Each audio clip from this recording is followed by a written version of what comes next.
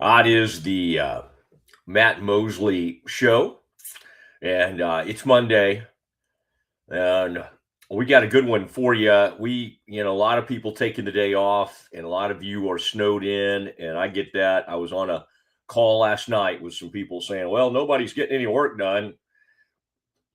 We don't have that luxury, Kev. The sports world, we never stop, and Why would you want to? Let's go. Let's do it. no, I know, but I understand. I saw a really nice picture of the Alico building and the Rogue Media Studios because it was hard to slip and slide in there are closed today. Now and if that were something we relied on, that would be, and we like those people. I mean, my gosh, they're our colleagues, our friends, all those people over at Rogue Media.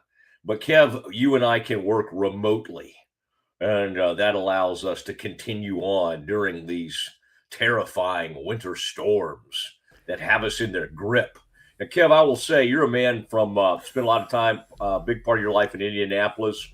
You are familiar with the cold. You know, in this part of the country, we don't do well with it. No. I feel like the grid's held up. Yesterday I actually stayed in. Yeah, the day before I had to get out, move around, kind of see what was going on. Saturday roads were still okay, a little rough in Dallas. Um, right now, it's misleading because sun is shining, about 28. The sun will kind of that subclimate, we call it. It will help the roads and heat up the roads. Now the problem, of course, is it's going to all freeze again this evening, and then you got problems. So you don't need to get out there and get wild and start acting like all No. these schools have been called off through most of them through Tuesday. In the Metroplex, Monday and Tuesday has been called off.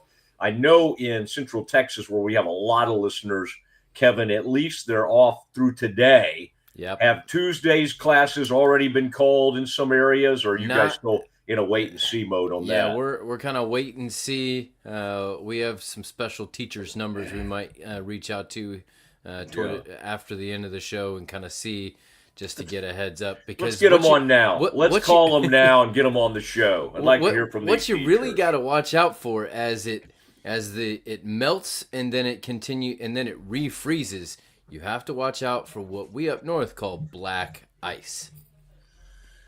That's Well, where you can't see it. It doesn't. It just looks like a puddle, and it is sheer yeah, sheet of ice. Kevin, Not I fun. think I've made you aware of the fact I don't see color.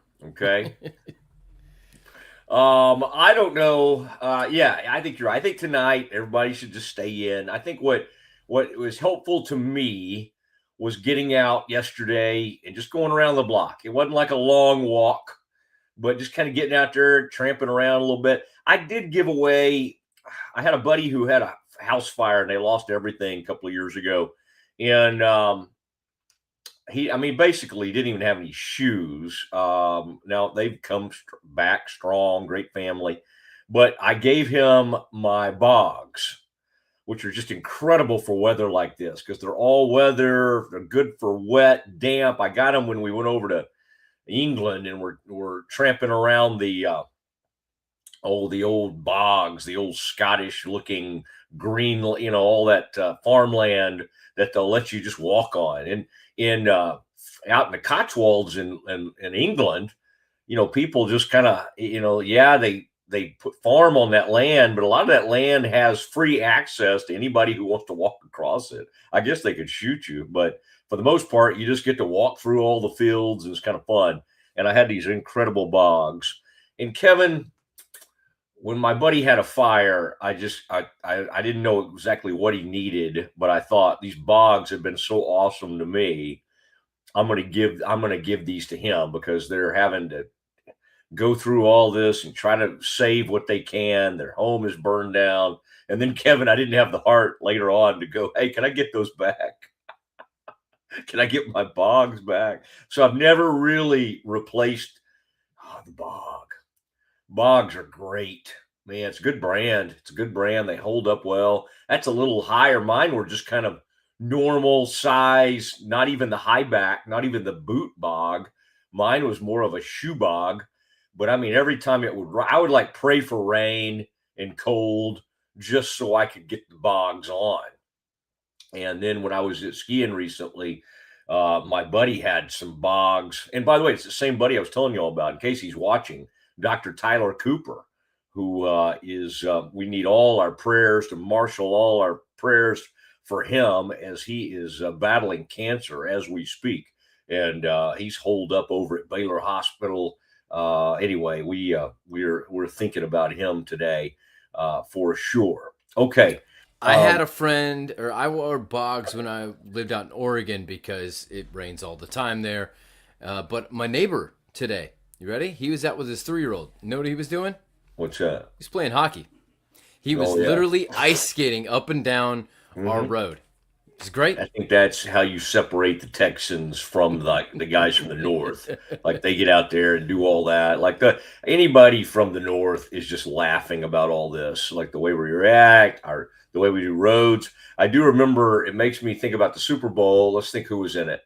Who would have been playing Palomalu? And that would have been Tomlin, fairly early in Tomlin's career. The Super Bowl was held at the new AT&T Stadium, which might have still been known at that point as Cowboy Stadium there in Arlington. And we were in the polar vortex, and we did not handle it very well. The Steelers that year must have played the Green Bay Packers. Does that sound right?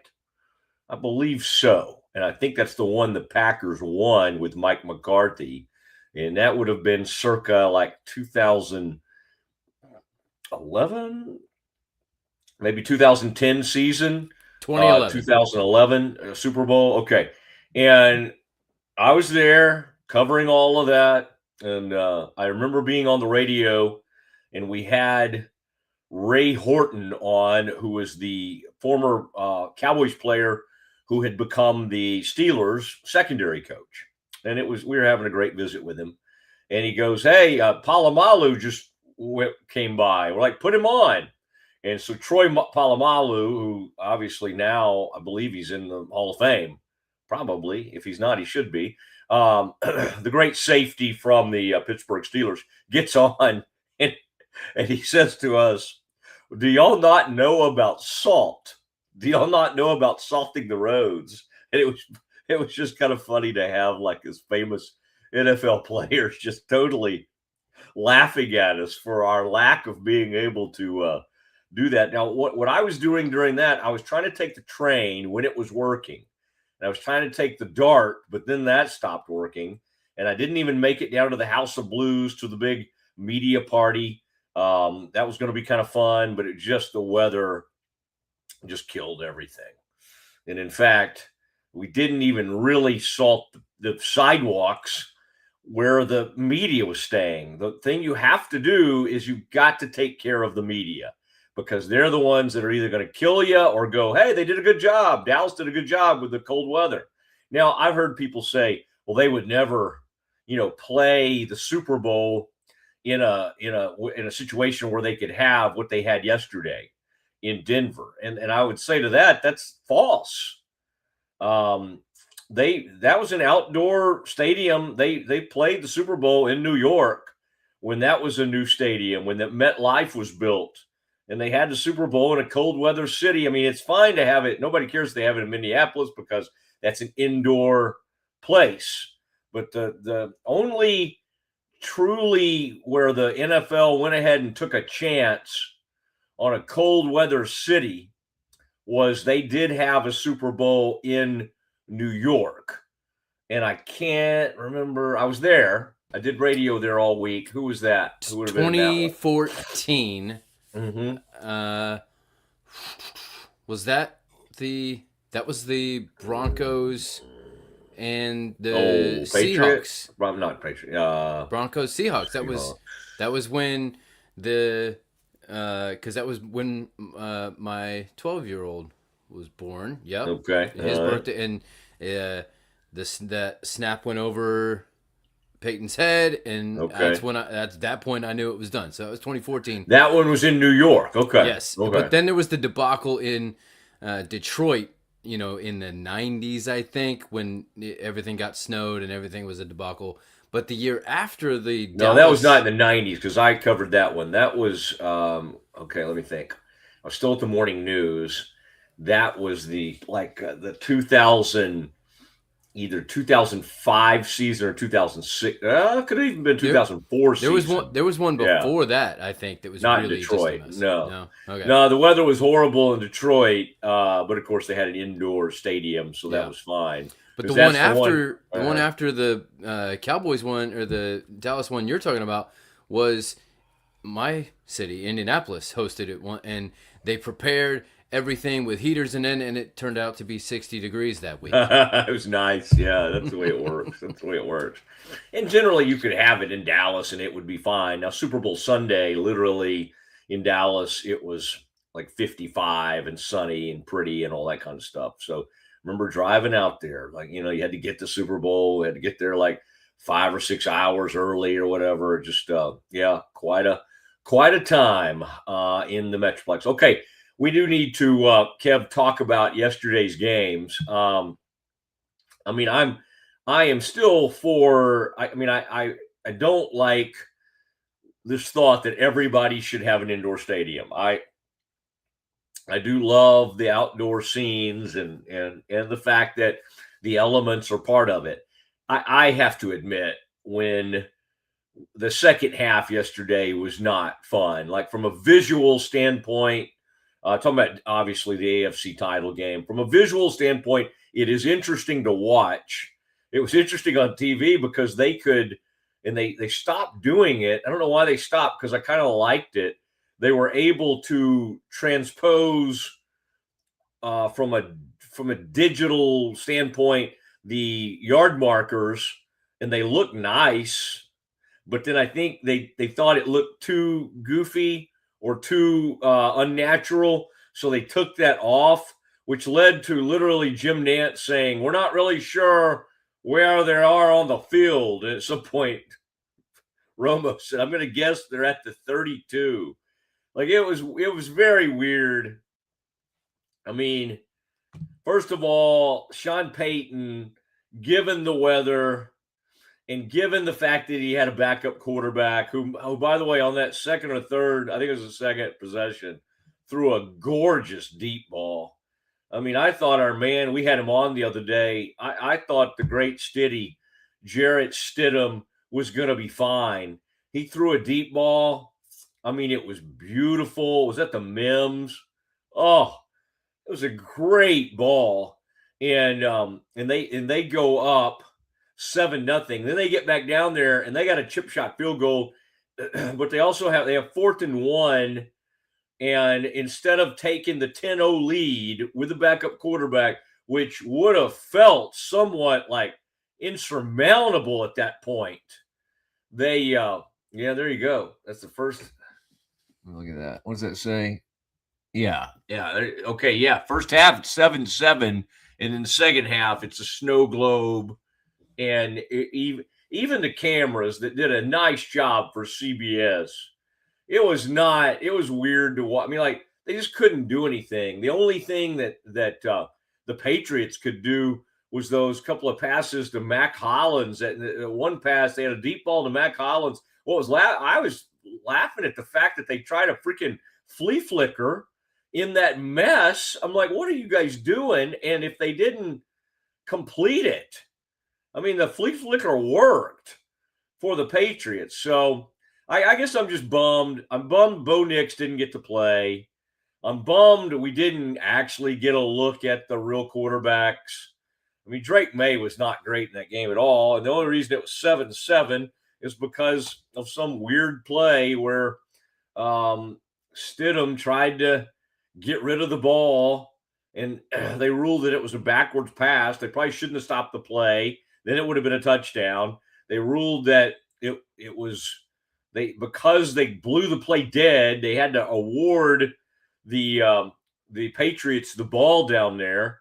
I mean, there were some weird. I mean, just the whole thing was strange. I thought Stidham threw some good balls. I mean, I got zero. I got no.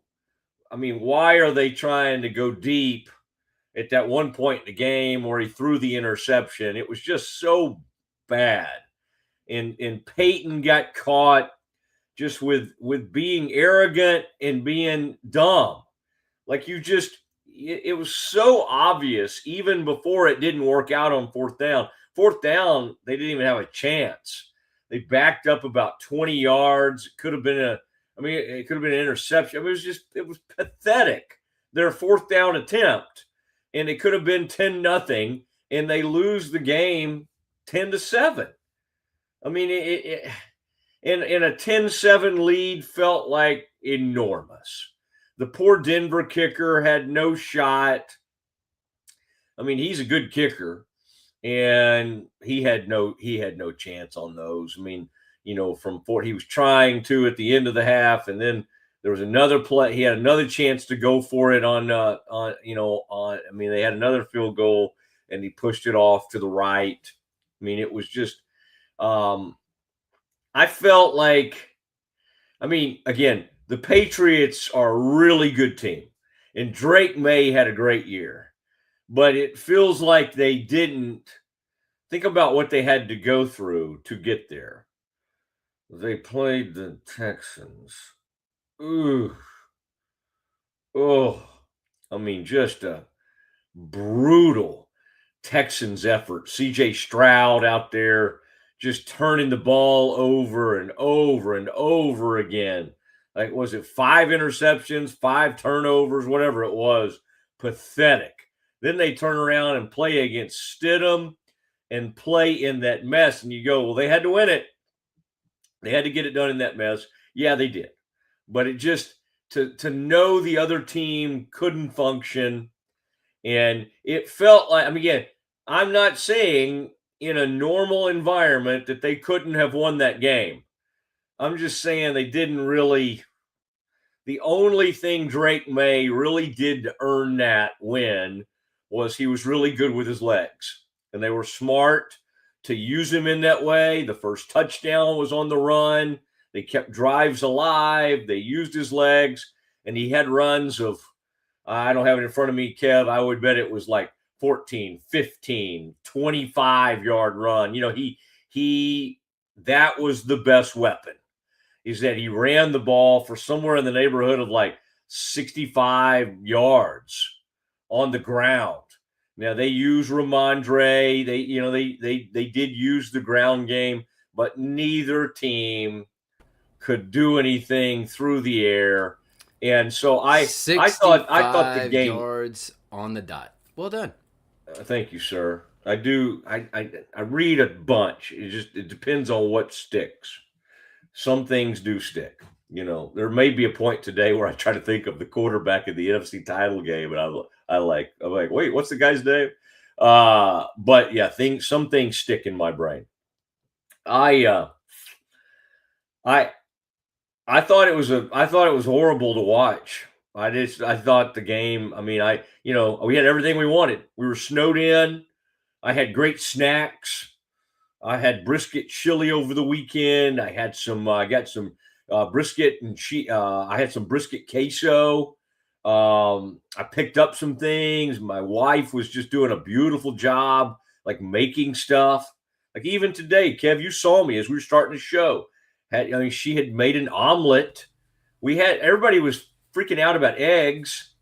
And I keep saying to her, I'm like, are we going to have any of these eggs? Like, why everybody made such a huge thing? Oh my God, eggs and milk. And I think, Kevin, you've told us some reasoning behind that.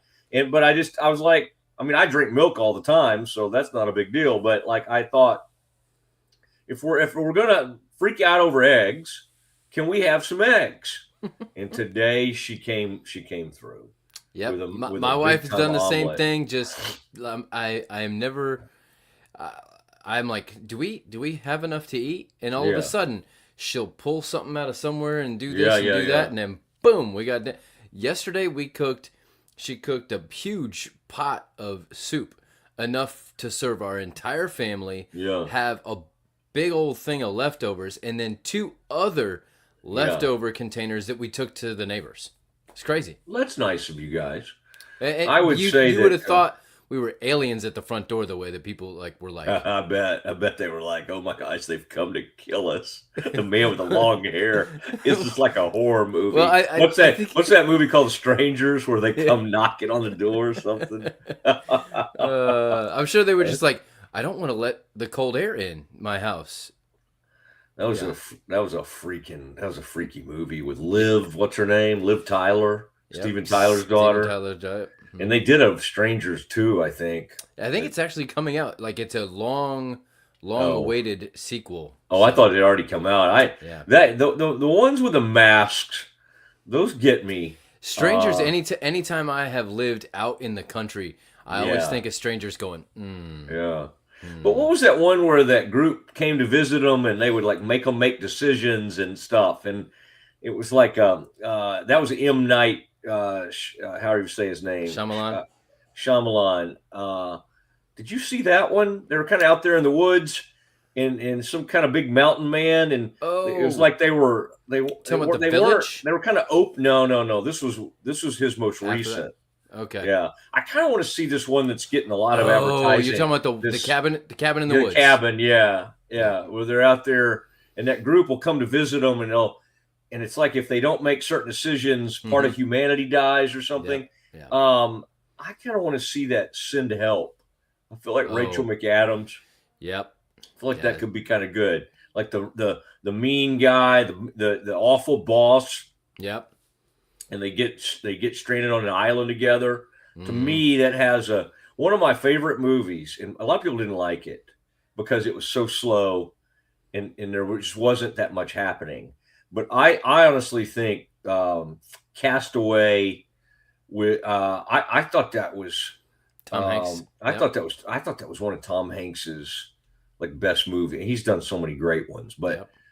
I love that movie. There's something about too when he finally gets out there, and he gets that going again. Yeah. And you get that music. It's the first time they've been without music in that movie for about 45 minutes to an hour or however long he was on that island. And when that music starts back up, I'm kind of like, dang, I kind of want to watch that today. I'm thinking after the show today, I am after we do all our work, Kevin, all our post-production. Yes. I'm thinking about watching that new thing called Rip on Netflix. Matt Damon and Ben Affleck. Right. Okay. Called Rip, and I feel like you got dirty cops, and it probably has something to do with a raid. And it's those two together again.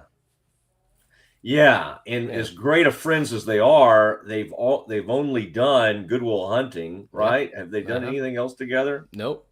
Yeah. Well, so.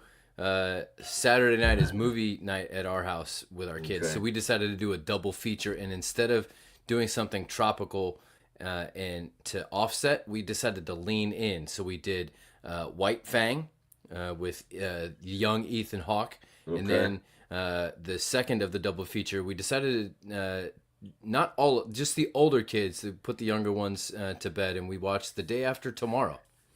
Oh, gotcha. Got the little ones to bed. Right.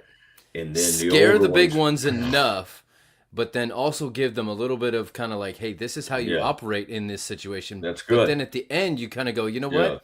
No matter how bad it gets, at least it won't be that bad. Yeah, it's true. Which one is that Cruz? Or is that somebody else? Who's in Day After Tomorrow? Day After Tomorrow, it's the same director, Roland Emmerich, who did Independence Day. Does a lot of end of the world kind of stuff. Gotcha. It's got Dennis Quaid and Jake Gyllenhaal. Plays his son. Got it. That's not bad. Now the other game. I mean, so I guess, and we'll come back to the other game. I do want to say. And I want to do some Campus Confidential coming up here pretty quick. We're not really playing by many rules today. Thank you, CNB, by the way. Central National Bank.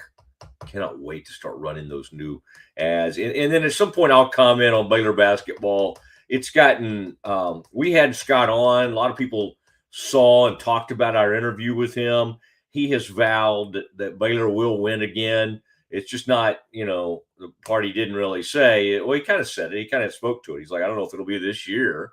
I think it's going to be. They're going to have to rally.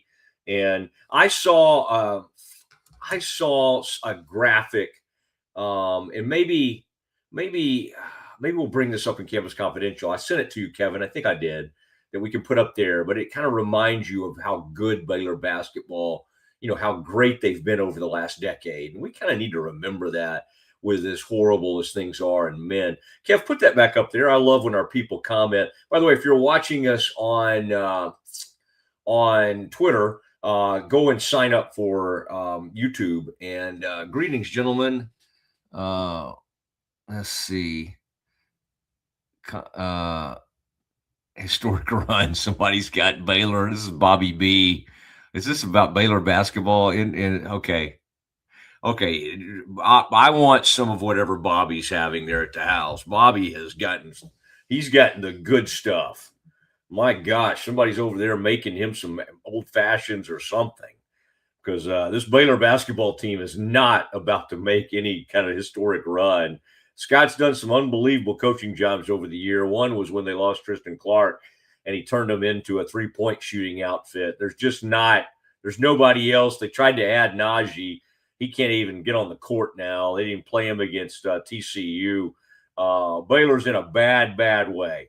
And again, I think we have to kind of try to remember the good times and realize, hey, everybody can have a down year, and hopefully they can put this thing together, get the money right, get the NIL money right, and then they got to revamp how they evaluate. You can't have 2 straight years of whiffs. I mean, Michael Ratai, God love him. I think he's a good guy, and I really want to, still see him try to put together a decent season. But so far, it's been a complete whiff with him. Ogbum is just out of position. He's not a point guard. Agbum, I should say. Obi Agbum. Again, good people, and we're not trying to say they're not. These are great character people. They went and tried to get Najee. He can't play. There's a reason he never made the NBA. So it's bad. It's really bad. And by the way, they missed big on Roach last year. I do not know how much they spent on Ratai. I on one hand, I'm told that he's not one of those dudes like some other places offered this guy more money than Baylor did, and they're not paying him huge money.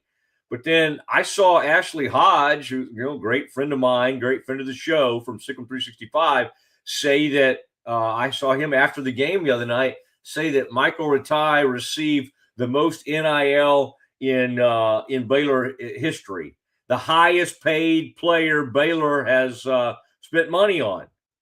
I mean, goodness gracious! If that doesn't grab your attention, I don't know what will. So. What has to happen, again, I'm fine saying more money. That's fine. But the people, Jeremy Fudge or whoever these guys are, there's a whole bunch of healthcare people from Waco that are involved. And I'm just trying to think of whoever is giving money, James Perry, whoever is part of this group, Jeff Price, all these people who give a ton of money to Baylor and this program, Jim Turner, the whole shebang. I mean, what has to happen, because you can't keep going back to these people when you're missing huge on players.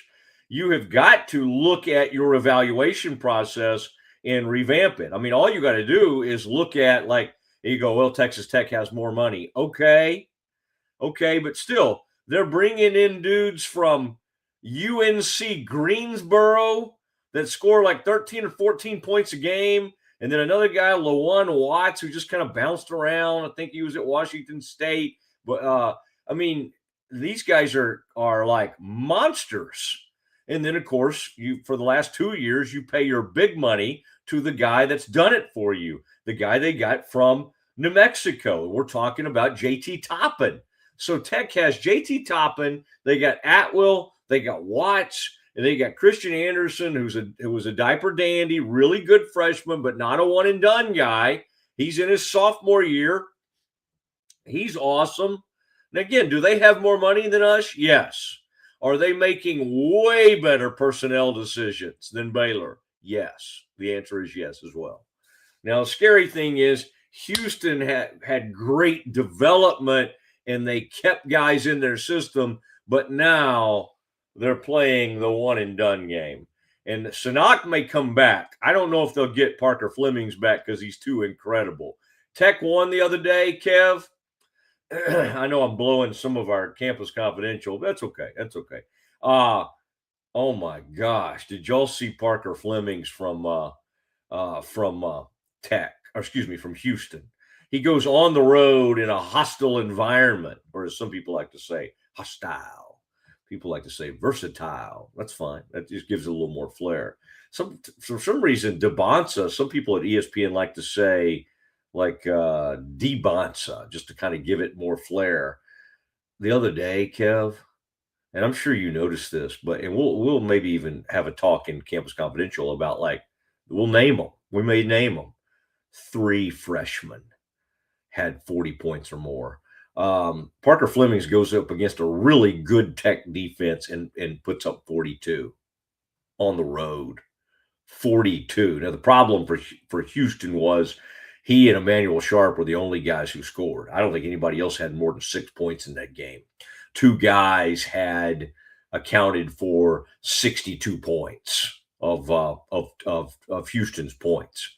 But great game. What a fun game that was. And we want Baylor to get back in that. Now, the women play tomorrow. They're number 14 in the country. So maybe that's what we need to do, Kev, is just encourage Baylor people. Hey, get behind this women's team and try to, because they obviously have some players.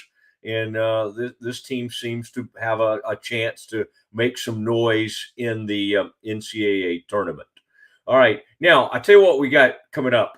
2 o'clock today, my buddy Jeff McLane from Philadelphia Inquirer.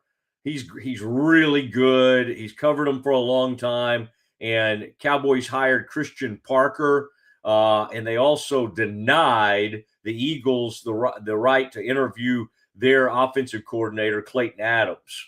All right. Very, very interesting stuff going on with the Eagles and the Cowboys. And one of the great Eagles insiders in this country, Jeff McLane, will come on with us and visit with us at 2 o'clock. But next, let's do what we like to call Campus Confidential. If you want the best for your body, you want Ascension Providence, the largest sports and orthopedics group in Central Texas. Using innovative and cutting-edge technology, we're able to understand your body better than ever, delivering treatment with precision. And with our fellowship-trained and board-certified doctors, you'll receive excellent care. Work with a team dedicated to your health, wellness, and safety. So you can perform. At your best. Ascension Providence, caring for Texas families for over 120 years. When you strive for greatness, you have a target on your back. And when it comes to finances, we're all targets for scammers. With the right game plan, you can protect yourself. Don't get faked by fraud. Here's a tip. Never deposit someone else's money into your bank account. Scammers will send you money or overpay you and then ask you to refund a portion of the money back to them. This is a scam. This message is brought to you by Central National Bank. With Ease US, make studio quality voiceovers for your videos online in over 149 languages and dialects. Never been easier to create professional grade videos and voiceovers. Try it today at easeus.com. That's EASEUS.com. Ease US. Tervis is all about staying hydrated. Each product is built to last and comes in endless designs to match your personality. Stay refreshed and express yourself with Tervis. Visit tervis.com today and find your perfect tumbler. Dive into adventure with scuba.com, your ultimate destination for top-tier scuba and snorkeling gear. Whether you're a beginner or a pro, trust scuba.com for the best in diving equipment and expert guidance. Explore now at scuba.com. That's SCUBA.com. Scuba.com. Samsonite is the world leader in durable, high-quality luggage and travel accessories. Travel with Samsonite and pack confidence every step of the way. Shop now at shop.samsonite.com. Samsonite. So all you have to do is tap your Popple to the back of someone's phone, like that, and they instantly get your social media and contact info right on their screen. They don't need an app or a Popple to receive your info. So get your Popple today and start impressing everyone you meet. Make it pop. Golf Partner, the world's largest golf store network, offers more purchasing opportunities than anywhere else. With a dominant market share and a wider selection of quality secondhand golf clubs than our competitors, we make it easy for you to enjoy the game with affordable, top-quality equipment. Golf Partner, overwhelmed by your inbox? Clean Email is here to help. Organize, clean, and manage your emails with powerful automation tools. Say goodbye to spam and clutter and enjoy a stress-free inbox. Try Clean Email today at cleanemail.com. Designed to elevate the off-road experience, enabling adventurers to conquer any terrain. For 50 years, you've trusted us on your toughest recoveries, to your most breathtaking destinations, and in countless unforgettable memories. It is Matt Mosley, and we are glad to be with you. We'll on this snow day. So pretty outside. It's hard to imagine that everything's shut down right now when it's just gorgeous outside. At least where I am in the Metroplex, I'm looking outside right now. And let's put even more light in this room, Kev. Come on now. Come on, look at that. Look at that. A little light. That's so bright. I've got to put these things on. We'll break at about 55 after, and then we'll get ready for Jeff McLane, great friend of mine and the longtime Eagles beat writer for the Philadelphia Inquirer. And he'll have a lot to say about Christian Parker, Cowboys hiring Christian Parker, and then also the Cowboys news over the weekend. The Cowboys blocked Clayton Adams from being able to interview with the Eagles. And you might think, well, wait, Shoppe calls the plays. Shouldn't you let Clayton Adams go have this opportunity? And, yeah, to some extent, that's that you would think that would happen, but the Cowboys aren't required to allow them to do this. The reason Christian Parker was allowed to take this job with the Cowboys or allowed to leave Philadelphia is because this was an obvious move up from what he was doing as the defensive passing game coordinator to the actual defensive coordinator. But, the Cowboys, and I've been monitoring to see if the Cowboys might change their mind on this. I don't know. What I don't know is if there's a little way around this where the Eagles could try to offer him the associate head coach role, if that would change anything. But these are some things that are happening as we speak in the NFL. And we'll continue to react to what we saw yesterday in the NFC and AFC title games as the Patriots and the Seahawks get ready to match up again. I've been there for this matchup. I've covered a lot of these things, and wow, it's going to be good because, hey, these were two great teams. And, is that Malcolm? We all remember the Seahawks and everybody second guessing Pete Carroll. You had the opportunity to hand the ball off and perhaps win the Super Bowl. In fact, Russell Wilson and the Seahawks chose to throw the ball. Run the ball. You have Marshawn Lynch. Yeah.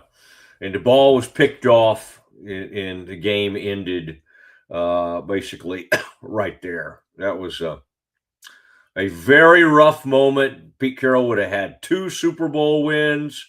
And Pete Carroll, a man who was head coach once upon a time of the Patriots before he became the head coach of went to USC, and then, of course, would come back for the Seahawks. Is that right?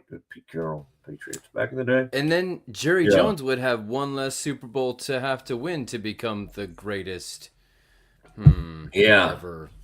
That's right. Jerry's it's now mounting because the Patriots are playing for their 7th. Remember, Brady's got 7 because he did one. He got 1 with the Bucks. He got 6 with the Patriots, and the Patriots now will go for their 7th world title. How many have they played in now?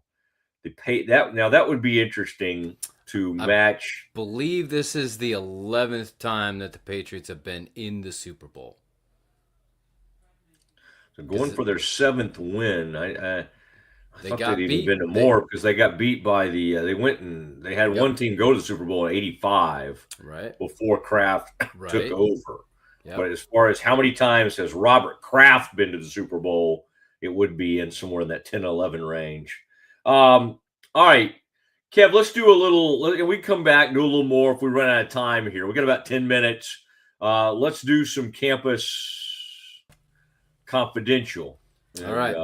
What do we got? What do we got today's version of Campus Confidential? We got to do some. We need to do a Schmaltz's trivia question, man. Yeah. I keep talking about it. I got to. Yeah, I may need your help coming up with. No, I got one. All right. I have one, but we'll get one of those in. But it is time for Campus Confidential, and I got to say, Kev, that I guess it was Friday. That was unheard of.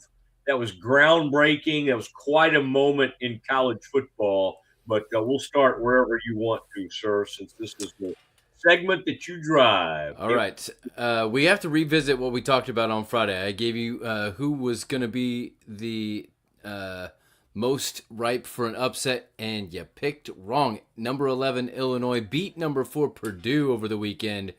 How concerned should Purdue be on a 2-game slide heading to Assembly Hall to take on rival IU tomorrow? I just said, who did I say should be more worried about getting upset? Did you say Houston you said Houston? Purdue? Yep. You didn't. But Houston did get upset. Did they? Yeah. So I feel like I was right. I don't know why I was wrong there. All right. Yeah, Houston I was just talking about it. Houston. Okay. Got beat by Texas Tech out in Lubbock. All right. But okay. But if you need me to be wrong, I'll be wrong. You were but right. I think you were asking me the most likely to get upset. Right. Okay. Apparently it should have been both. But yeah. But no, first of all, I think Illinois is scary. That guy can flat out coach. He was at Oklahoma State. I hated it when they let him get away. Oklahoma State had gotten a good coach in there, and they had a chance to be good. And I don't know if that was a money thing or just he thought Illinois was a much better program. I don't know, but I will say that's one of the kids who that wasn't one of the freshmen, was it? I think that guy may be a senior. That guy went for 46 in that game. That's crazy. Yep. I mean, that really is. And even the Purdue players, Braden Smith, such an incredible player for them, but they were just marveling at the end of that game at that guy because he was just smooth and he was hitting step back threes. I mean, it looked like Steph Curry had shown up to play in a college game again. I mean, it was awesome. That dude was great. I mean, and honestly, as horrible as this Baylor basketball season's been, because that's a huge part of my winter. Every year, man, I come to all the games. I watch every game. This really stinks. I mean, for me personally, to have a bad Baylor team. And so I have to look for joy elsewhere. And like, for instance, I've been accused of being too much of a fan of the Aggies because I have a freshman daughter that's there. But what happens is, Kevin, you'll have this happen to you as your kids go off to college. You've got one in college now. But if one of them go to someplace other than Baylor or UMHB, I'm talking about like a big state school type deal, right? You naturally, because my daughter was at Reed Arena the other day for the A&M game. So you're like, well, my daughter's there. I'm going to check out and see how they're doing. That doesn't mean I've turned into some kind of enormous Aggies fan. Don't worry. But that's a good team, man. 6-1, leading the SEC. South Carolina went in there and just got blitzed. And some kid that could barely get on the court for Kansas. That's why, Kevin, I know Baylor lost Rob Wright. It was horrible. And they didn't have enough guards after that, and they would have had. I know some of the guards they almost could have had if Rob Wright hadn't have pulled what he pulled on them. They could have had some really, really good guards. Like, look at Wisconsin's guard. Look at wherever Elliot Cadeau's playing right now.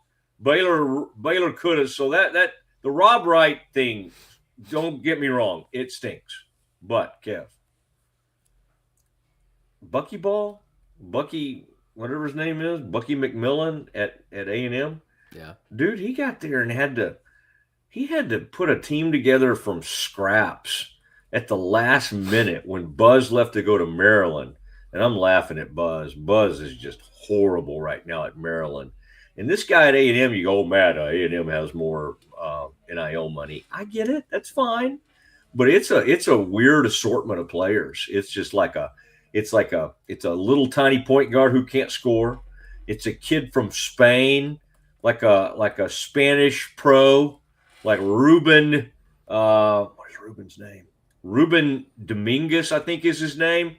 Flat out shooting dude. Rylan Griffin's been all over. He was at Kansas. He was other places. He was at Alabama. He's now at A&M. But anyway, where I started with this, Kev, is Clements is some kid who couldn't get off the bench for Kansas. I bet he averaged like 3 minutes a game, 4 minutes a game at KU, okay? Even though Kansas wasn't that good over the last 2 or 3 years. He goes to A&M. In that game against South Carolina Saturday, Kev, 7 threes.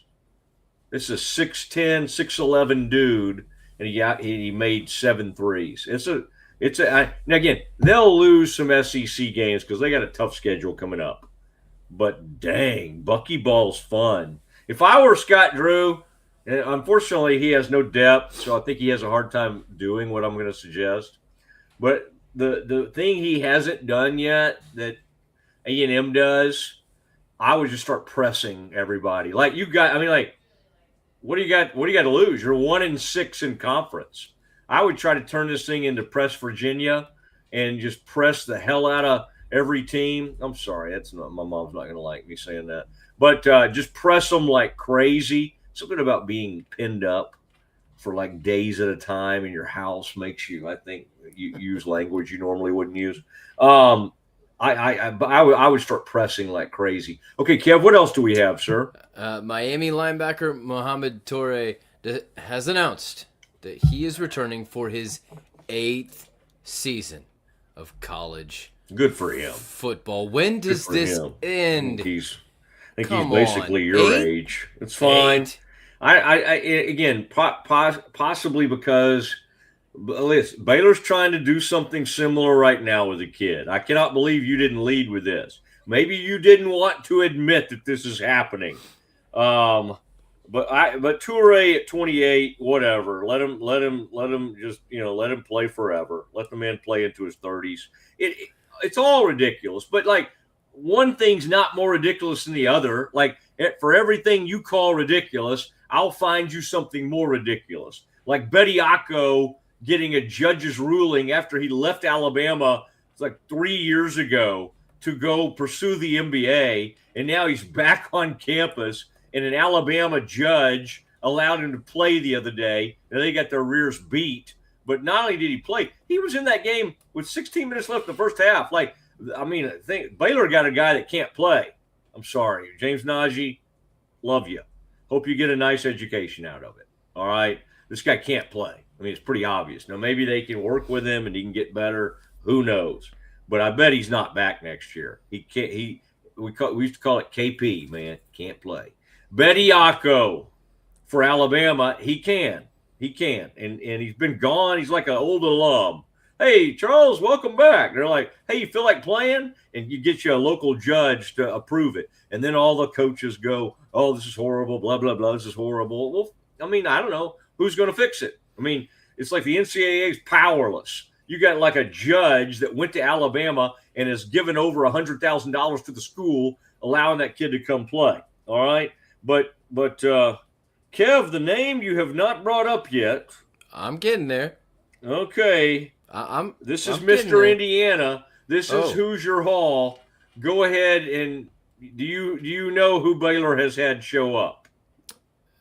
maybe Are you getting there? No, Huh? I'm not getting there. I don't think, buddy. The other day, and this was a amazing moment for the Bears, and we got all kinds of stuff. Oh, here he is. Here he is.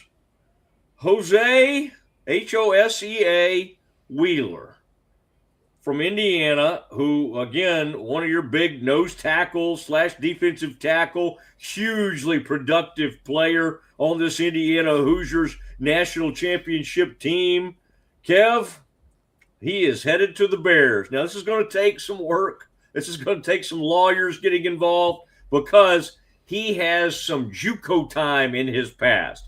And so the same thing that helped Diego Pavia extend his career from being a JUCO, that's the kind of law they're going to need to get some help. But if he gets the ruling he needs, whoa. I mean, big time player. So anyway, he's got to get eligible, but this is interesting. And I mean, again, if you're my first thought would be Indiana's not going to let like a great player get away, right? But they can't keep them all. And this is a special case of a kid needing some help and needing some lawyers to make it happen. And he's come to the right place. Baylor is a place that did all the paperwork, and they got James Najee suited out. Now, again, James can't play, so it hasn't really mattered. But now this kid has demonstrated that he can flat out play. Wheeler, my man Wheeler from Indiana, the Indiana Hoosiers. So anyway, all right, Kev, let's start to prepare. We got a major guest coming up at 2. Any of that Dabo, because I want to dip into some of that Dabo. We can do later in the program. All right, Sounds we'll do good. some more campus, and we'll get into that. But next, the man, for my money, I mean, he is an incredible insider for the Philadelphia Eagles, for the Philadelphia Inquirer, and he also is a great longtime buddy of mine. Jeff McLane joins the Matt Mosley Show next. Save big during the Start Something New sales event at Allen Samuels Dodge Chrysler Jeep Ram in Waco. Drive a new Ram 1500 Lone Star Crew Cab with $13,000 off or choose 0% financing. Get a new Laramie Crew Cab 4-wheel drive with 3.9% financing for 72 months plus $15,000 off MSRP. Explore in a new Jeep Grand Cherokee Laredo starting at $31,990. Happening now at Allen Samuels. Come by. Let's be friends. Ready for a better kind of primary care? At Patient First Direct Primary Care, you get unlimited office visits with same-day or next-day availability. And instead of rushed appointments, we take the time to actually listen. There are no insurance hassles, just clear, simple care. You can reach us by phone or text because access shouldn't be complicated. Our practice has expanded to include Medicare-age patients as part of our direct primary care model. It's a fresh alternative to the traditional insurance or government-driven systems, care that finally puts you first. For more information, go to patientfirstdirect.com. Bubble wasn't here. I don't know what people would be doing, like making PowerPoints or something. I love that I can sit down and build something the way that I think it should be built. Bubble turns ideas into fully scalable apps. Try Bubble today. At Covers & All, we've revolutionized protective solutions with cutting-edge, customizable covers, tarps, and curtains. We deliver premier protection at affordable prices and express shipping. Visit coversandall.com today for the perfect fit, guaranteed to last. Better sleep, inspired by nature. Your back, hips, and shoulders will fall into perfect alignment in any position, meaning that you get deeper, more comfortable rest. Visit ecoterrabeds.com. Cleanse your body of accumulated toxins and embark on your wellness journey at your own pace. At Global Healing, we provide premium supplements to help your body heal naturally. Start your healing journey today at globalhealing.com and organichemp.com. Relax with Hemp Delicious. Organically grown hemp, massively blended with delicious organic herbs, responsibly sourced for their holistic benefits. Each sip offers calming, antioxidant-rich wellness. Brewed just for you. Sip the calm with Hemp Delicious. Is your Mac running slow? Mac Booster 8 is your all-in-one solution to clean up 20 types of junk files. Get your Mac running like new again with Mac Booster 8. Visit macboost.net today. I know you're gonna love this Kodak Dot Plus printer. You guys just connect it to your smartphone. I can assure you, you are going to love this printer as much as my family has. You guys have to check it out for yourself. At Mapiful, we believe in celebrating your journey. Our unique personalized products are designed to boost your confidence. From custom home decor to meaningful gifts, we help you cherish the memories that make you who you are. Visit mapiful.com and start celebrating your story today. All right, it is Mosley, the Mosley Show. Snowmageddon has taken us down here, but we continue to work. Most of this region has taken the day off. We refuse to. And I started thinking, man, I'd like to talk some Eagles, see what's going on there. They got to find a new OC. Seems like some of these OCs are not dying to get there, given some of the drama that has taken place in the Eagles land. And I thought of my great friend Jeff McLane, the Eagles beat writer for the Philadelphia Inquirer, and really more of a columnist. The man does it all and does it well. And now would be the time to bring on Jeff McLane, a man who I'll look at him there. Jeff, what do we I'm going with a camp OTX, one of the great summer camps here in Texas. What do you have on there? What is that? I like that ball cap. Is that a G up there? Uh-oh. I'm not hearing you, Jeff. You hear me fine? I don't know why you're muted for some reason. I am not hearing Jeff. Testing. I don't know what's going on.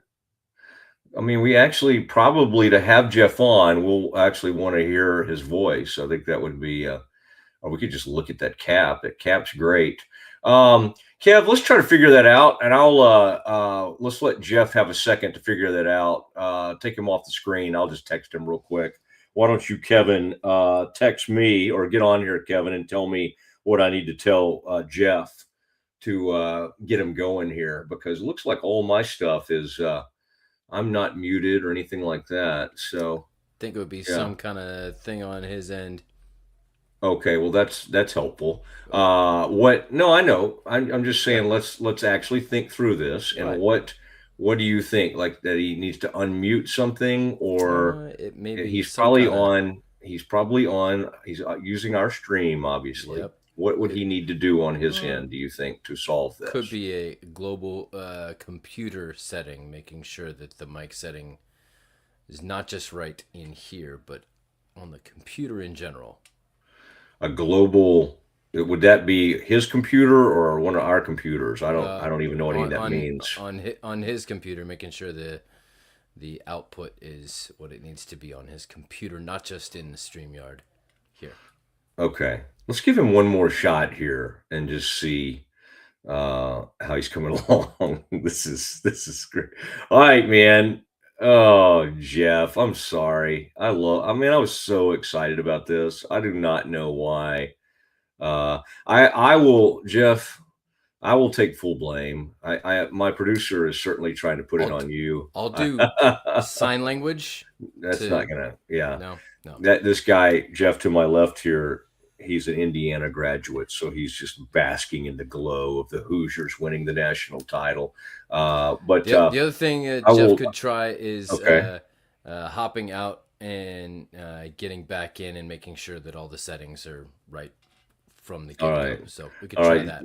Jeff, try that one. Try one last thing. Try to leave us and then come back on. We'll see. We'll give that one more go. It's a bummer, man. It's a bummer because we had that happen one other time, and I don't know.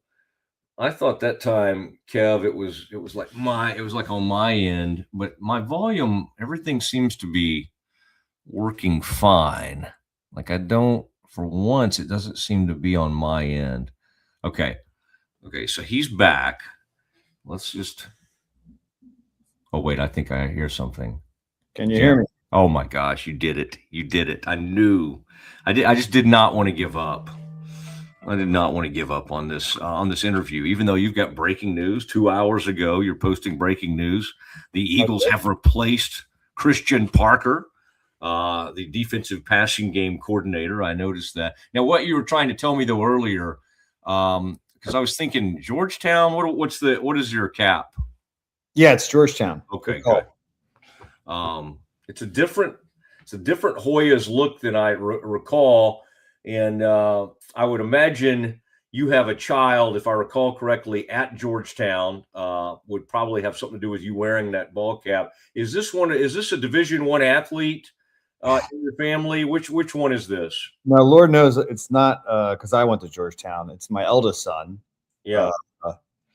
The second one is the golfer. He plays Division I athletics. The oldest one is the he's an athlete, but he's not there for specifically for not for sports. Yeah, I noticed what a great school, by the way, Georgetown. But the basketball program, they had made a big hire, and they hired that guy from Providence. I thought he might be pretty good. And then I saw him the other night when they lost, and they've had some tough. They brought a Baylor player in, but I looked today and he's only averaging 3 points a game. Langston Love, but the coach said something about like he did one of those. Tough loss, but there's a lot going on in our world that's more important than this. That's never a good look for a coach to go down that route and. Like Romo tried that after a loss to the Eagles years ago. The Eagles won, and Jeff, you and I were both at that game. Eagles win 44-6 in like a winner go home game. I don't even think that was a playoff game, right? That was the end of the regular season. I remember. And Romo tried one of those. If this is the worst thing that happens to me, it'll be a pretty good life. People don't, especially Eagles and Cowboys fans, people don't want, or even college basketball fans, they don't want perspective. We get perspective from our pastors or other loved ones. We don't want perspective from our coaches or athletes on our teams. Yeah, no. It's pretty simple. Just take blame. Say how devastating it is. I didn't do my job, and people will be happy. Yeah. Happy enough. I wanted to, I've been wanting to talk to you for a few days because Christian Parker is very interesting. This is not like Jerry. Jerry likes the former head coach. He loves a good failed head coach. To be a coordinator, this is very new for him. This is the first time since Monty Kiffin that somebody hasn't been a former NFL coach that is his defensive coordinator. He likes the familiar, and this is very unlike him, which I think has most Cowboys fans happy because it's like kind of goes against what Jerry usually likes. 34 years old. I saw you comment right after this happened, basically this was a matter of time. But this is an extremely young guy, Jeff. When he first arrived with Fangio there with the Eagles, did you immediately start hearing great things about this young coach? What's his how has he evolved there with the Eagles? Yeah, I guess if he ends up like Monty Kiffin, it'll be a pretty good hire for Jerry. You'd heard when Vic Fangio got the defensive coordinator job that he was bringing in certain guys, and Christian Parker was one of his trusted lieutenants. When he was with the Denver Broncos, they had separated when he went down to the Dolphins. But that alone spoke volumes about how much, the Vic Fangio trusted this young guy essentially to not only be the defensive backs coach, but to be the pass game coordinator on that side of the ball. So heard great things. They don't really allow us to spend a lot of time around the assistant coaches up here in Philadelphia, but have had a few times where I have interviewed Christian or spoke to him and gotten a good sense of what he's about. And obviously talking to the players, they love him. And if you see the production of that unit the last 2 years under Fangio and Christian Parker, it says a lot about the job that he has done. Quinyon Mitchell and Cooper DeJean were first-team All-Pros, and have gotten better play out of some of the other guys at the other spots. And I think that if you want someone to run that Fangio scheme, and you're looking at his assistants, this is the guy to get. Fangio famously made fun of the Cowboys when I think he was at Denver. And he'd had a successful game against the Cowboys, and I think he just talked about how vanilla their offense was, or how easy it was to stop the Cowboys, and rubbed it in a little bit. What stands out about like a Fangio defense, and like if you had to kind of project what Christian is going to be like? I mean, obviously he'll kind of have his own approach. Yeah, he'll bring a lot of Fangio's concepts. What is it that Fangio does that you think he'll kind of lean into the most? And how could you see him maybe being a little bit different in his approach with the Cowboys? Fangio's scheme is, it's been kind of I wouldn't say the rave of the league, but it's definitely been popular over the last decade or so. So you've seen a lot of other coordinators run a version of it, and even prior to Fangio coming here, the two coordinators under Nick Sirianni that were before Vic Fangio had ran it, Jonathan Gannon and Sean Desai, didn't quite run it as well. Jonathan Gannon did pretty well in 2022 running it. But there were differences. But essentially, Vic doesn't like to blitz much. He'll play a lot of too high shell coverage, which means that it doesn't necessarily mean he's playing a lot of cover two. It just means he's playing a lot of base too high safeties. So it'd be like quarters or cover six or something like that. Now he runs a lot of cover 1 too as well, but a lot of the pre-snap look will be two safeties to kind of, throw off quarterbacks, et cetera, to think that they can't get over the top. He wants to limit explosive plays by doing that. It's funny. He spoke about, you mentioned that he said the Cowboys offense is pretty simplistic. A lot of people describe Vic's scheme that way.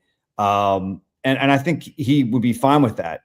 It's really kind of, I wouldn't say it's easy for guys to learn. What's hard is there's a lot of little intricacies in it. So it's not like they run these complex ideas in the coverages. It's that it's about like looking a certain way pre-snap and then changing post-snap. So it's a lot about disguise, really. And I think that'll be a big part of what Christian will do, because as a secondaries coach, that's something that he's teaching these guys on a daily basis. Now, in terms of what happens up front, if you have talented defensive linemen and the Eagles have long prioritized that unit, you don't have to blitz much, right? You don't have to send extra rushers if 4 guys are getting home. The Super Bowl, Vic Fangio famously didn't blitz once, didn't blitz Patrick Mahomes once, and they just harassed him the entire game. And you can do that 1 because you have a good front 4, and you can do that 2 because you have a good back 7 that's doing its job in coverage. And Vic would, if he had his druthers, he'd do that all the time. And I imagine that's what Christian Parker will want to do. Now, does he have the personnel though? It all depends upon the personnel, right? Can he run that type of scheme, or at least that call plays that type of way? So the other thing I will mention about Vic's scheme real quick is that he limit explosive plays through the air. He's willing to give up some yards on the ground. He doesn't necessarily want to be the number 1 or top 5 ranked run defense, right? To him, he's okay. He wants to stop the run, but he'll do it. This past season, and I think the past 2 seasons, no defense has had lighter boxes against the run than the Eagles. And if you look at their numbers, they're like maybe, I think last year a little better, might have been like 6th or 7th against the run. If you look at all the analytics, whatever it is, here probably a little more like 10 or 12 this past season. And he's okay with that. But if you look at their pass defense, they've ranked, 1, 2, 3 top in the league, because again, he's going to prioritize stopping the pass versus the run, because sometimes you want to, when you're going up against a good quarterback, you're okay if they hand the ball off, right? You want to keep the ball out of top quarterbacks' hands. Not that every team has that. So that's kind of his philosophy. And I imagine Christian Parker will try and follow that. All right. Cowboys, by the way, are willing to give up a ton of yards on the ground. All right. That's their approach. I'm excited for him.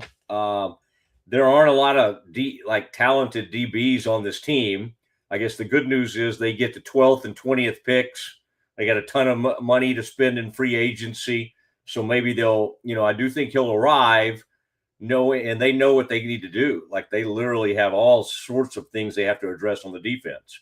And so he may get a lot of new toys when he arrives. That poor Eberflus, that was a disaster as you saw this season. But Eberflus was told 7 days before the season, hey, the greatest defensive player in the league, we're going to go ahead and send him out. So good luck. Enjoy yourself this season. What did you make of Clayton Adams? Cowboys. So the Cowboys get the Eagles defensive coordinator.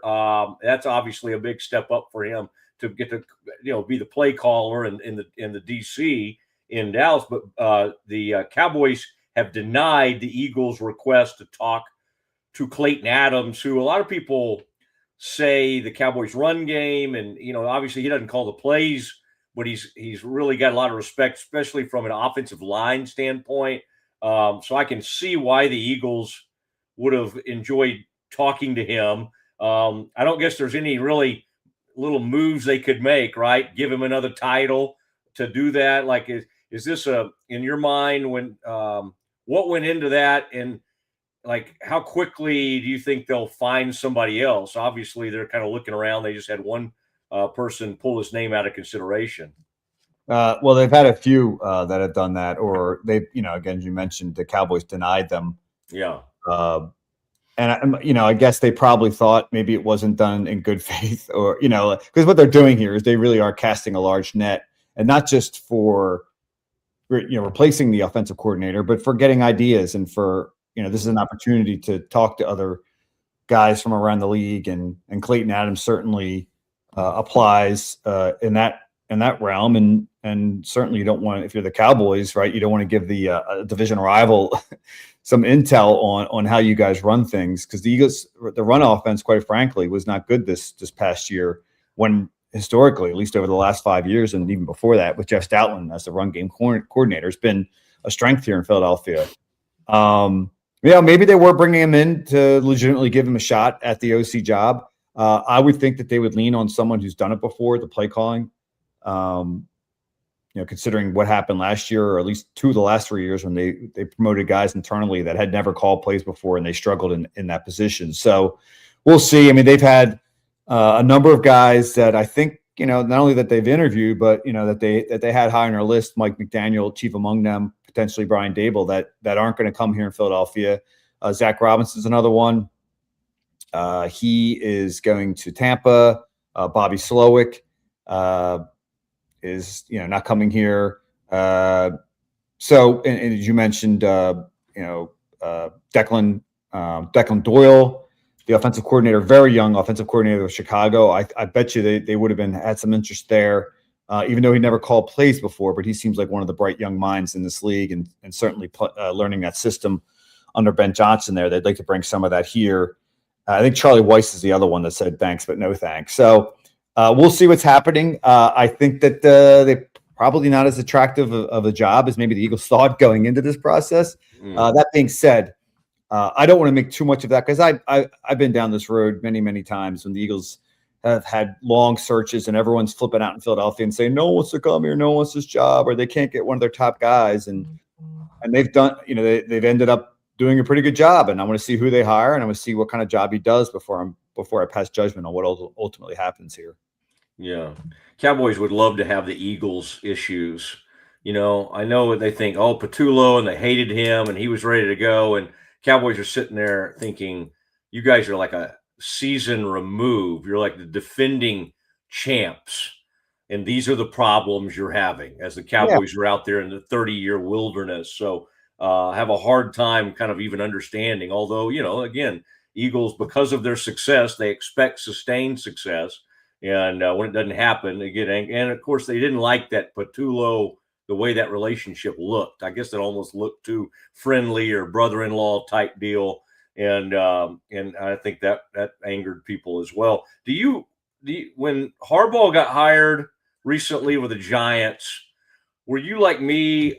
Did you just immediately look at that team completely? It really does feel like it's the first legit hire they've made since Coughlin. They've been wandering around for seems like going on a decade now, since they won those 2 Super Bowls under Coughlin. To me, this really gives the division a way different feel. Do you have that same feeling, or where are you on that hire? Well, I mean, obviously, John Harbaugh is an accomplished head coach. He's won over 200 games. Gavin or so, McLane. and, he's won a Super Bowl. It's been a while since he won that Super Bowl, and that's the first time that they've, the last 5 coaches that they've hired. Is it 5? I don't know. It seemed like every other year they were hiring someone new. But yeah, I think the previous guys after Coughlin had never been head coaches before. So, right, Ben McAdoo, my good friend Pat Shermer, and then Brian Dable. I don't think I'm missing anybody. Joe Judge and McAdoo. Oh, Joe Judge, right. So all 4 were first-time head coaches. Yeah, and they decided that, we'll probably just empty the Mara and who's the other? Steve Tisch. Yeah. The pockets and just go for broke. And it is a marquee franchise when you think about it, one of the originals, etc. I don't know how much that cachet matters to guys, matters to head coaches, and then coaching in New York has its advantages and its disadvantages. But in terms of like how the Eagles view it or how I view it, I mean, we've seen it many times. Guys who've been head coaches and had success in one place and then go to another place and they just don't have it. And John's 63 years old. I'm not saying the game has passed him by, but Giants still have a lot of holes to fill on that team, on that roster. They do have a promising young quarterback, but I definitely want to see more out of Jackson Dart. Yeah, I mean, you may have heard this Signetti fella has changed the way we view 60-year-olds.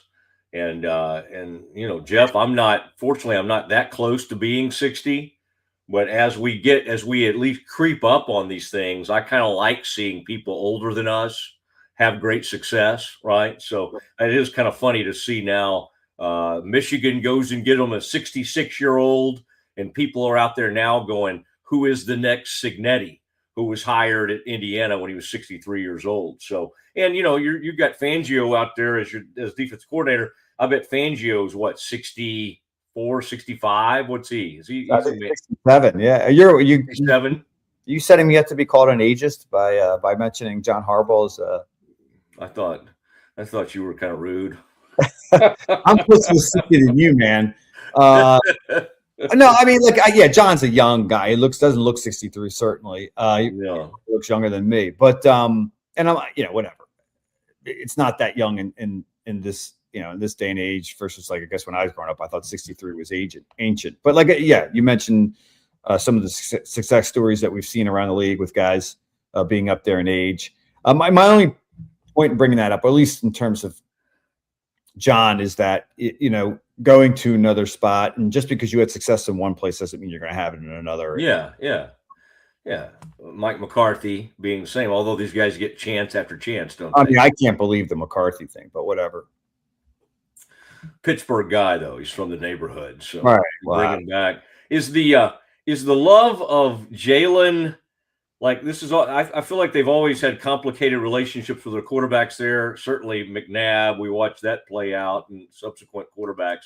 Wentz, Foles had the great run there, but with Hurts, a guy that's had unbelievable success, still this season, you got the thing going on with AJ Patullo. Again, you go through another coordinator. You were writing about the roller coaster that is Jalen Hurts and whoever they bring in. I would think that's going to be a huge part of this hire. Who do we think can get along with him? Do you sense that Hurts is a kind of a difficult personality? Y'all talk to him all the time. I don't know how he is exactly with the media. Is he just is he a prickly dude? I just don't understand where is that fan base with him right now, because he's done great things, but then he'll go through times where everybody is this guy that good? Yeah, I mean, I wouldn't base anything I reported about Jalen off of what our relationship is or how he deals with the media. I just go on what I hear or what I know from people in the building, players, coaches, executives, et cetera, on down. And yeah, I mean, like, I think he first, stoic is probably maybe the best way to describe him. He is a little bit of I wouldn't say a loner, but he certainly keeps to himself. He's like the oldest 27-year-old you'll ever meet, and I think he prides himself on being kind of above people in terms of how he carries himself. There's a lot to like about Jalen, certainly, in terms of his work ethic. And, I think he does just want to win. I think he's sometimes, I think he is willing to do, I wouldn't say whatever it takes, but I think that sometimes, coaches that have worked with him have struggled with the communication part of it, and whether he's, a quote unquote listening. I don't want to take anything away from Jalen in terms of what he's done. And we all know his story, from Alabama, from high school. I do, Alabama, Oklahoma, et cetera, and drafted in the second round and coming in here under the shadow of Carson Wentz and how he ended up becoming the starter. He's done a lot in the league. He's won a lot in the league. But that being said, he is not perfect. And if we're just talking about football, I would say there was some aggression, and there's some question about, whether he was doing the things necessary to make him the quarterback that he has been. And that is running the ball. From what I understand, he didn't want to do as much of it this year. And I think the Eagles were on board to some extent with that because they didn't want to see him get hurt, but also they wanted a little more of that at various times, especially as the season went on, and you just didn't see it as much. And I think Jalen probably doesn't, I don't know if he doesn't understand or doesn't, that is kind of what makes him a great quarterback. And when you take that away, he's just kind of a good/okay quarterback. If he's going to be dropping over 30, possibly 40 times a game, that's when you start to see the limitations of what he can do as a drop back passer. Now it's on the coaches and it's on the scheme, it's on the play calling to bring the best out of him. We've seen him do it at a high level in 2022. He was the runner-up for the MVP. And last year, certainly they won the Super Bowl. He was the MVP in the Super Bowl, although I didn't vote for him. I voted for Josh Sweat. I like to point that out to people because, as I mentioned before, with Vic Fangio, it was like that defense that won that game. And I think there's a lot of people in the building that maybe view Jalen through that lens, and that, he's a big part of their success. He plays the most important position on the roster, but there are also a lot of really good players around him. There's also really good coaching staff. And I assume that there was maybe this is just on them, maybe more on Jalen, but he carries himself a certain way, like as if like he kind of was primarily responsible for that, and I wrote about in that story that you mentioned about his relationship with Michael Jordan and the brand and how he kind of views himself through that lens. And I think players would tease him about it and call him Little Jordan. But I think there's a little more to the teasing, as you probably know. You're a little bit of a teaser there, Mark. And there's probably a little truth when you make fun of people about how maybe you feel about them. And I think that that is probably true when it comes to the players. They would tease to his face. They would call him Little Jordan. It's kind of and I think he rolled with it pretty well. But my guess is they're probably thinking, hey, it wasn't all you, and you played with one of the best rosters assembled in the last 10, 15 years. All right, I'm going to let you. I heard Gavin trying to call you earlier. You need to, get back. Well, at least my audio is working. No, I wish we should have just gotten Gavin on and kind of just see how things are going. I might have, he might have wanted to have a comment or two about Jalen. Last thing I had, between Romo and Dak, do Eagles fans, was it easier for them to hate Romo just because Romo is a little bit more of a, I don't know if you call it the pretty boy, however you would want to put it. Because I almost sense there might be more of a respect level for Dak. Now, I could be misinterpreting that. Or do Eagles fans just automatically hate all Cowboys quarterbacks? Yeah, I hate to speak for him because I am not an Eagles fan. I know. I do have them in the house, though. They live with you. Yeah, these weird people live with me.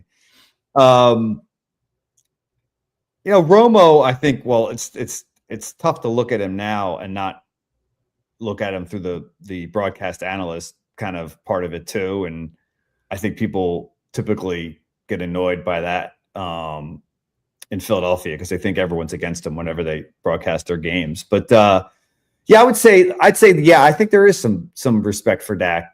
Dak carries himself like Dak is a dude. Like if you got to see it on the Hard Knocks, I was forced to watch it, unfortunately, because they had the NFC East the end of the season. I don't know how much you watched it, Mark, but sorry, Matt.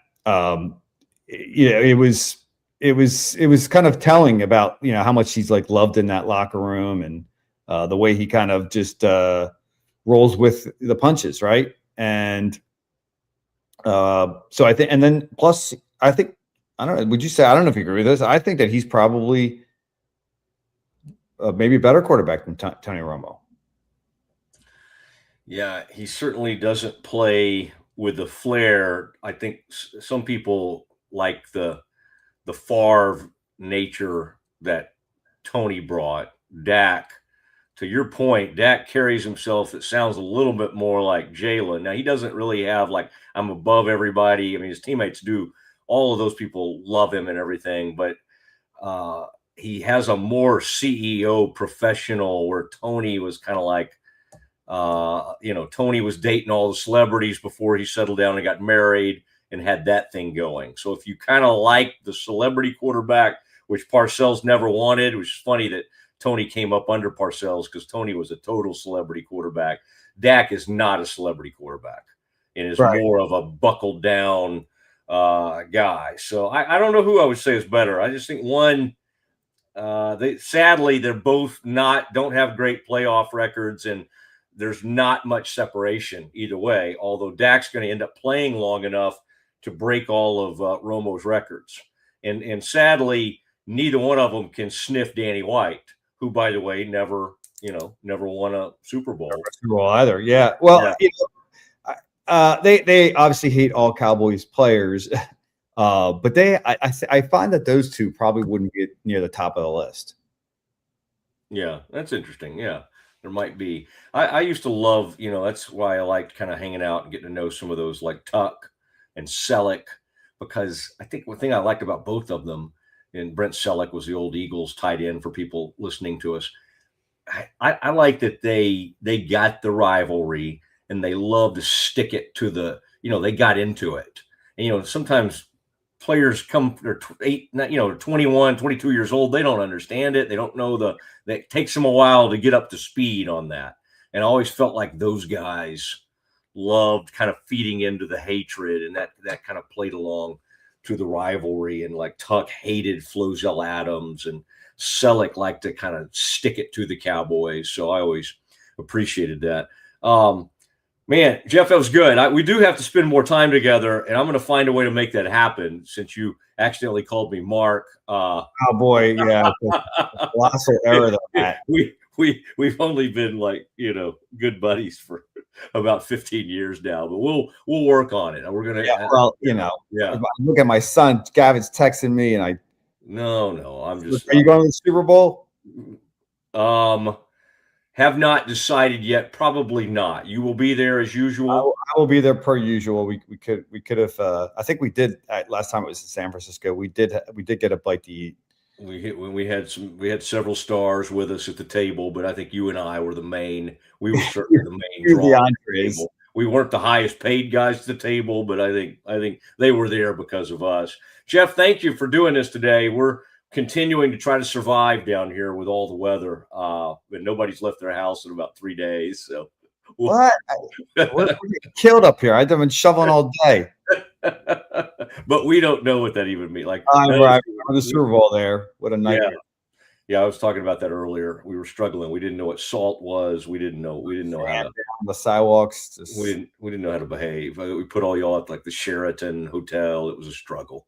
It was a struggle. But hey, I appreciate it, and thanks for doing this. Really great information. I'll talk to you soon. All right, thanks, Matt. Okay, there he goes. Jeff McLane. I heard him do it once, Kevin. Then I was like, oh my gosh, he did it again. He caught himself. Like, what is happening? But what I'm really glad of is that we got the sound going, and that he did something that allowed the sound to work, because that was really going to bum me out. So really good information there on Christian Parker, and then Clayton Adams and the Eagles. So good stuff. Now let me look, Kev. We're going to take a break here. Let's get back into what we haven't done yet. Is really oh my gosh, we've flown through the show.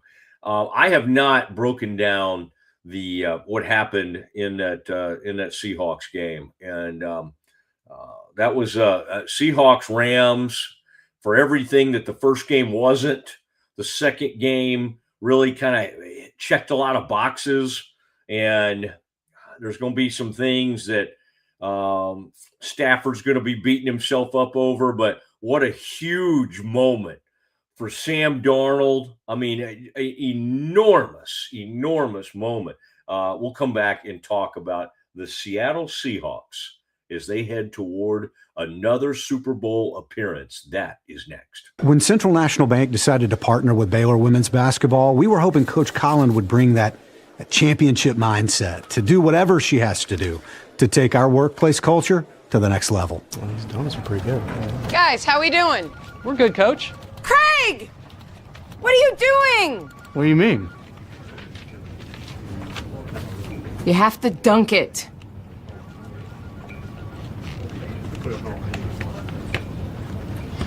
So far, I think our employees are really enjoying it. Not everything's a basketball thing. Did you say something, Craig? No, ma'am. That's what I thought.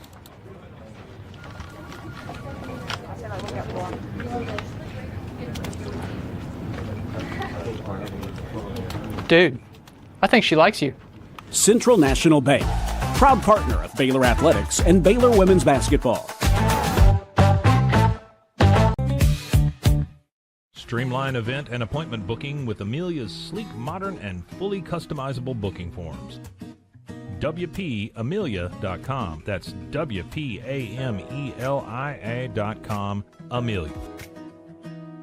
Nalgene Outdoor has been your trusted companion, fueling adventures and helping protect the planet. We're committed to reducing waste, improving access to clean water, and providing simple, safe, and sustainable products for you and your family. NALGENE.com. A house is a property, but we live in homes. Home sweet home.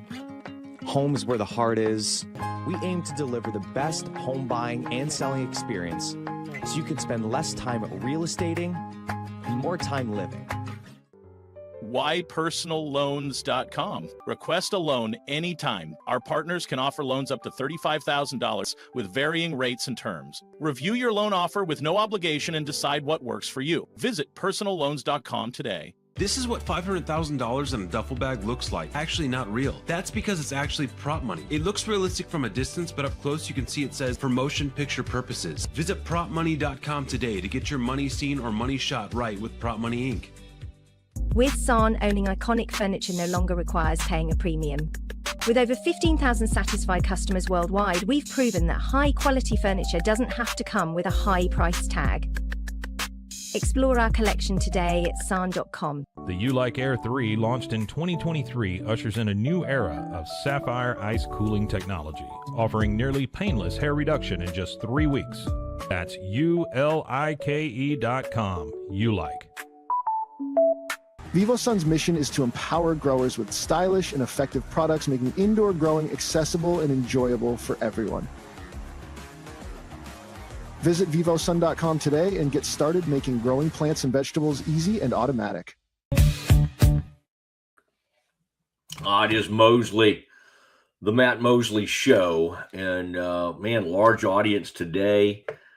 Kevin, we're really strong with the homebound and the shut-ins as snow has taken over the Metroplex in large parts of the country. And a lot of our associates in radio and even at Rogue, they can't get in the studios today, and so they don't have shows. And they can have a snow day, and that's fun. But Kevin, this was major stuff going on, and we get the NFC and AFC title games yesterday, and we felt the need to be here to talk about it. And the player that the Baylor has signed, if they can get him eligible from Indiana, great defensive tackle from the national champion Indiana Hoosiers. Kevin, I thought you would be, I thought that would be line one today. I thought you would be, but then I thought about it, and I'm like, no, Kevin does not want to play up losing a great Indiana player to the Baylor Bears. We'll see, but it's just what the doctor ordered. Baylor desperately needs help. They've missed on. I mean, obviously, for people that have been asking me about like the Baylor men's basketball program, in football and basketball, like the entire evaluation process needs to be blown up, and you need to kind of start over. And I don't know if you have to blow it all up. I mean, maybe you have some things in place that are helpful, but certainly revamped, renovated, however you want to put it. I think in football, there are signs that Baylor learned some things and is trying to value production over potential. And I did not know what Baylor would be able to bring in. I had faith. I had thoughts that the Kansas State defensive coordinator, Joe Klanderman, might be able to bring some of his talented people in, and that has been the case. Not all of them, but again, Baylor didn't have the money to grab everybody, but Baylor has a very interesting quarterback in DJ Lagway. I think that's a big win, both in credibility and otherwise, and the fact, maybe what he'll be able to do on the field. And then, Baylor's fairly deep at tailback, and we'll see in the trenches. I mean, I think they did some good things, but last year they whiffed on defense and, edge and defensive tackles, quite honestly. And then the freshmen, the young people that they had hoped would keep coming, it did not happen. And they've lost some pretty good players along the way. But you know what? When you have a 5-7 team that's underperforming, what are you going to do? Sit around and cry about people leaving? You need a whole new infusion. The basketball program, you would like to retain people. I other than the kid, I like Caden Powell, honestly. Other than Isaac Williams and Cameron Carr, you're going to lose Tunde for sure because he's going to go in the first round. I had hoped you might have a shot at retaining Cameron Carr, but it looks like he'll go in the first round as well. So Baylor's going to have to start all over for the most part on with this team. Next year they will have a couple of guys that have been sitting out. That would be Iguodala's son, and then that would be big man by the name of Soso, I think is how you say it. Yeah. Interesting. He might be able to bring you something as a 6'10" big man over there. And then of course, Bodo's just over there sitting on the bench. So, I mean, their help could be on the way, but I still think you have to go out and you have to be great in the portal. You need money and you need a better evaluation process.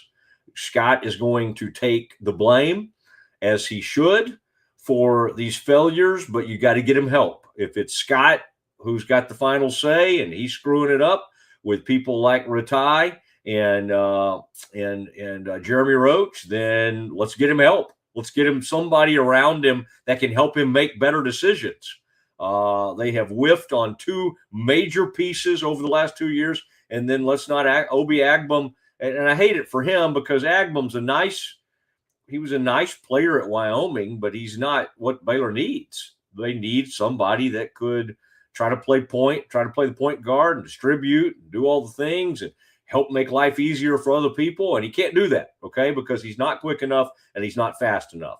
And the only guard they have that's fast enough and quick enough to go in there and make plays for everybody else was playing at Corpus Christi, Texas A&M, or Texas A&M Corpus Christi last year. All right. And so we got to decide, Baylor's got to decide, okay, is the reason Tech and A&M and Houston and seemingly all these others, Iowa State, are the reason they get great productive players in the portal. Florida, I mean, just keep going down. Is it because they have way more money than Baylor, or is it because they got better evaluating? It may be both. It may be both. So Baylor needs more money, and they have to revamp and change what they're doing from an evaluation process. Because while it hurts to lose a guy like Michael Perez and Bodo, those are tough losses, and then lose Rob Wright to BYU from a money standpoint, they can't end up in a situation where they're 1-6 and they're not even competitive. This is not a competitive basketball team. This team played hard the other day and played desperately when down by either 13 or 15, whatever it was, to make a run at that game late against TCU. You should never be that far down to TCU. They're not that good. They didn't even have David Punch. Their big guy. It's a pretty good player. He's, in fact, he might be their best player. You got down by 15 to a team that didn't have their best player at your place, at home, when the fans actually got their rears over there in the cold weather. Okay, I mean, you can't blame the fans. The program is in a bad place. Again, the good news is with NIL and portal, you can change things in a hurry. And Baylor's not the only team that's down. Kansas State's in the ditch. Baylor, Oklahoma State, you go right down the line. Utah Utes, West Virginia. There's a ton of bad teams in the Big 12. All right. And so maybe they can get to this part of the schedule and get a couple of wins, and we'll have a little better feeling about them. Right now, I'm not so sure they're not the worst team in the conference. Sorry. It's just where it is. I mean, could Baylor be the worst basketball team in the Big 12? I'm afraid that's what this thing is looking like. Okay, Kev, let's talk about the NFC title game. I thought it was a great moment for, and we talked about Kenneth Walker III. He's a heck of a running back. I thought some of the plays he made in space, he kept drives alive. What's crazy is wonderful as JSN, Jackson Smith and Jigba, was. He only had one third down catch. They actually played, as crazy as it sounds, because they got beat 31-27. He played they played good defense on him on third down. But the rest of the time, play action, first down, Darnold's finding him on slants. He's finding him on post routes. He's finding him just out in he would line up in the backfield. First of all, and I know it's a little harder to identify if you line a great receiver up in the backfield. Maybe you need to communicate a little bit more when he runs his route. But let me tell you the thing that can't happen. Like you can't lose him completely. You can't let him be standing there making a fair catch in the end zone for a touchdown. Rams have a good. I think Shula is a pretty good defensive coordinator. Boy, they got exposed in this game. Because Rams have some really good pass rushers. That Fisk is a Verse and Fisk, and they got some defensive linemen. Rams have some really, really fine players. The Seahawks tried to hand that game back, though. Seahawks are in a position to put that game away. They've gotten a great stop in Kev 27, who's a pretty good player. I mean, would I love having that guy on the Cowboys? Oh my gosh, yes, in a heartbeat. But what an idiot! And he's apologized and all that kind of stuff. But he could have ended up losing them that game. He is the reason they were able to strike quickly and get that thing back in a good, get that thing back to within one score. Now, and he's the one, of course, that went over and was mouthing to McVay and all the guys on the sideline. And the official over there by the sideline finally threw the flag for taunting and for acting like again, call it what it is. He acted like an idiot. I'm not saying he is. I think he's probably a pretty intelligent. I saw this question brought up, though. If we literally can't really hit people anymore, now we're going to flag people for just talking? Yeah, but, most of people, I would say, Kev, it was excessive. I agree with you in the sense that you hate for a game to be decided by something that's seemingly not that big of a deal, but they kind of let him have a chance to get his rear away from there. He goes out of his way. He's over there on the sideline, just jawing, and they wouldn't stop. And so I on one hand, I agree with you. I don't want NFL games decided on a guy over there mouthing on the sidelines, but at some point you're hurting your team. And he put himself in a situation for an official to finally make that call. And if he had just been over there for a minute, mouthing a little bit, and then he ran back over the sideline, but he was over there acting like a fool. He really was. So I thought it was and it totally gave McVay and the Rams a chance to get up off the mat. Now, you got a chance. Can we talk about the fact how much time was left when they got within 4? There was 10, 11 minutes. It was just under 4 minutes left. They had 4th and 4 in the red zone, and they chose to go for it. Yeah, I'm not talking about that though. I honestly, to me, that is what lost the game. I'm kind of okay with that because they're down there. They're down by 4, and the thought is Darnold's been awesome. We might not get another shot. And honestly, they didn't. They didn't get another shot. So right, they didn't get a shot anyway. At least give yourself the chance with the points. It's more egregious, Kevin, that he didn't go for 2 down there. It's you got a chance to get that to a field goal game, and you choose to go ahead and make it a 4-point game and just kick the extra point. That's with about 10 or 11 minutes in that game. I don't know what the chart's telling you there, but dang. I'm thinking, is 31-27 with 10 minutes to go that different than 31-26? I tell you what, 31-28 sounds a lot better to me. So I think he made a mistake there. And then, Kevin, the bigger deal that we need to mention is they get a weird spot.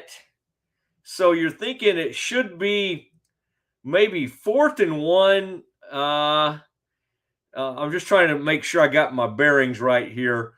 They get up there, and it looks like the player for the Seahawks is short. The guy marking it goes ahead. It's like there's 3.5 minutes left in the game, and he's like, yeah, looks pretty good to me. Well, kind of like what we saw in the college game recently, or was it an NFL game?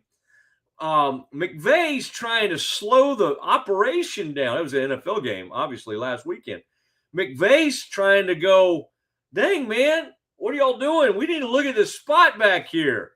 And I think, in retrospect, what he needed to do when they marked it like they did is go ahead and get that challenge flag out there, because there's too much time already from about 3:30 down to 3:13, and he bangs the timeout because he wants to get them to, he wants to replay assist to look at that. First of all, I don't understand in these enormous games why they're not using everything at their disposal, but I do think McVay screwed that process up.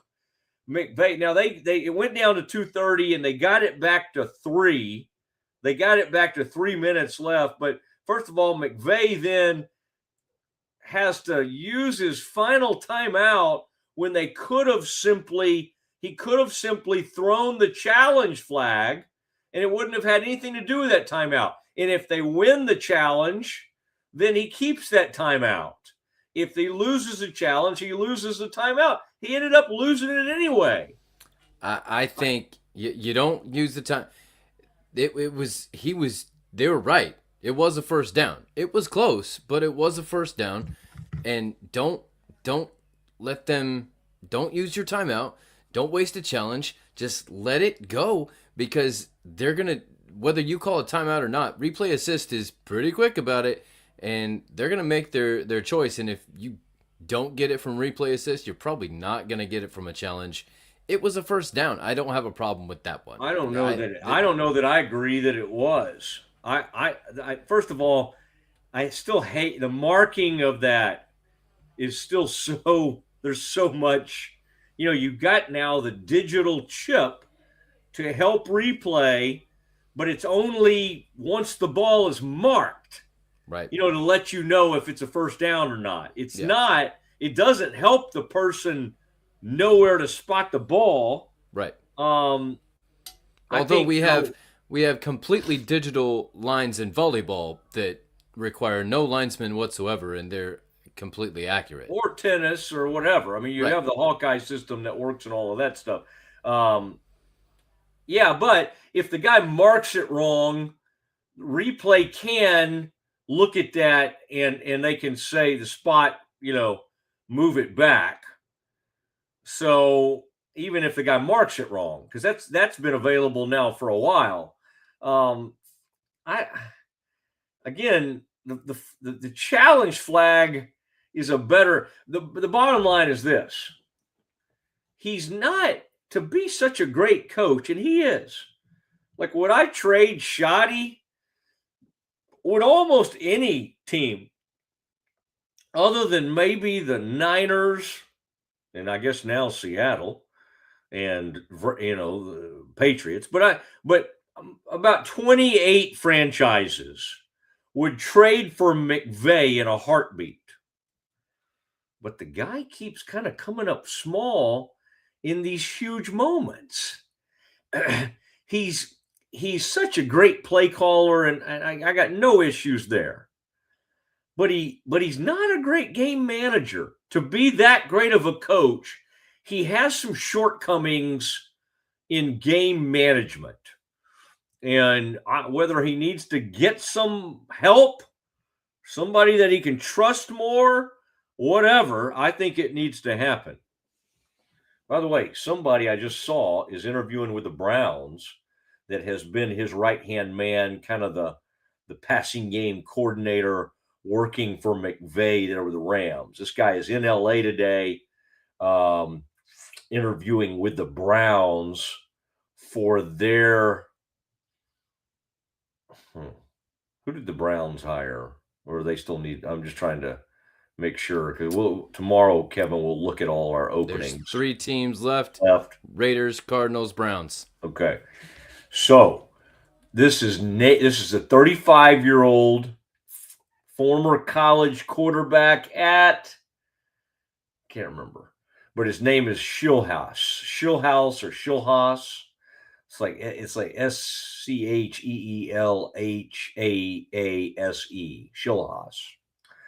And he is interviewing with the Browns as we speak. I did see that a little earlier when I was preparing for something else. Man, good show, Kev. We didn't even get to our groundbreaking. Maybe we can do it tomorrow.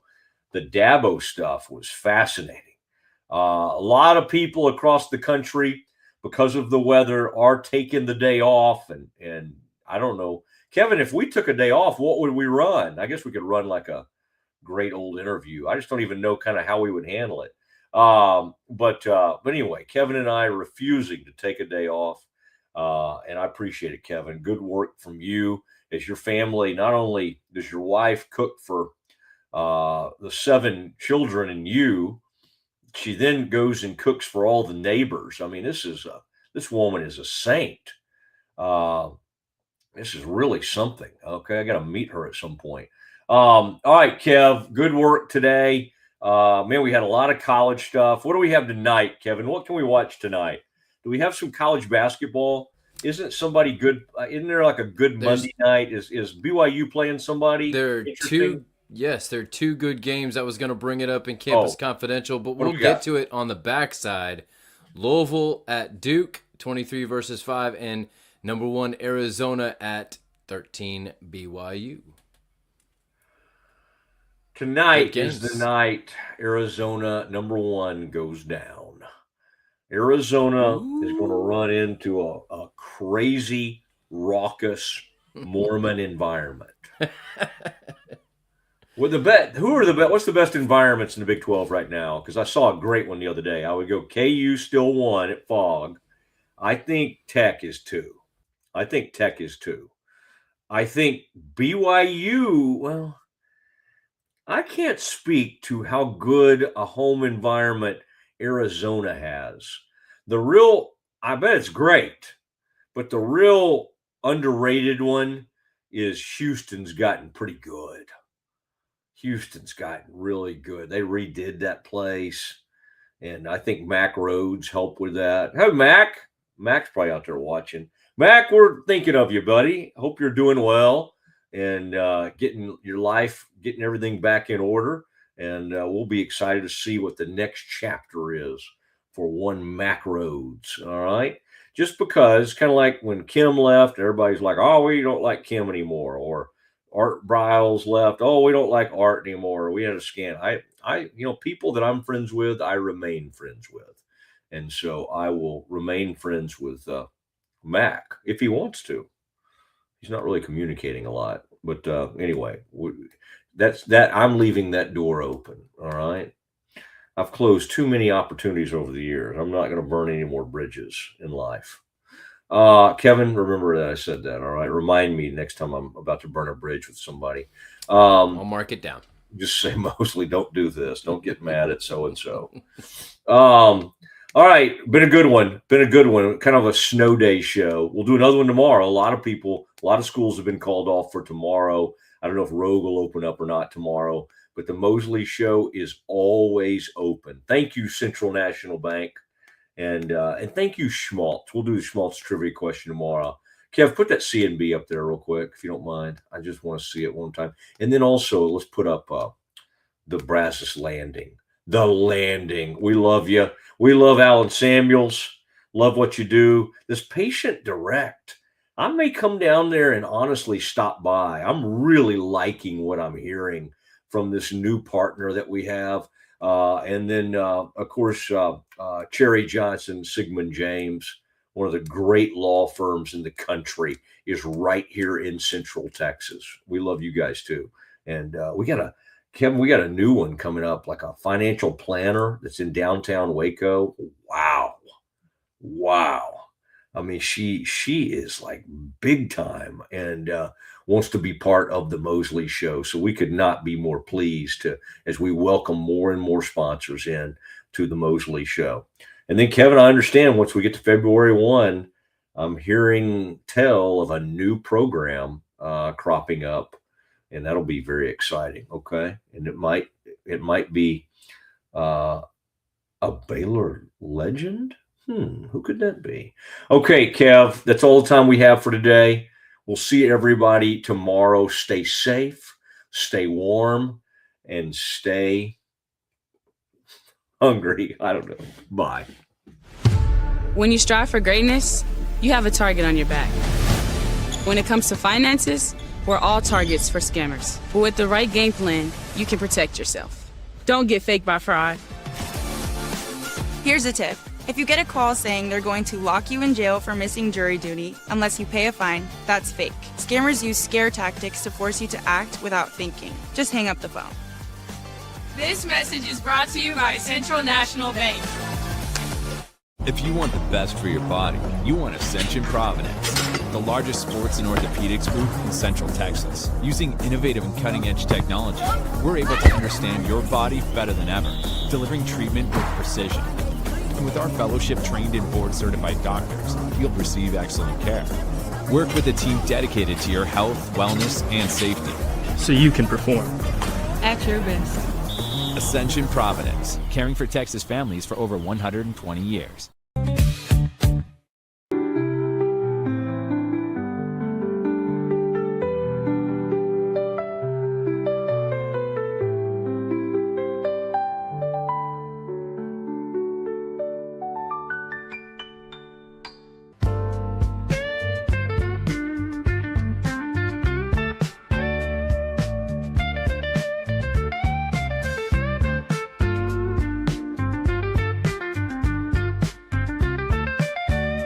Introducing Muck-Off's classic pink bike cleaner, powered by revolutionary nanotechnology that breaks down dirt and grime on a microscopic level while protecting your bike's delicate finish. us.muc-off.com. At Open Goal USA, we're revolutionizing training for both soccer and lacrosse with our innovative portable rebounders. Perfect for players of all ages and skill levels. Visit opengoaalusa.com and elevate your training today. Looking for tickets to the hottest shows, games, and events? Ticket Liquidator is your one-stop shop for great prices, no hassles, and guaranteed tickets. Whether it's sports, theater, or concert, for the best seats at the biggest events, start with Ticket Liquidator today at ticketliquidator.com. Ticket Liquidator.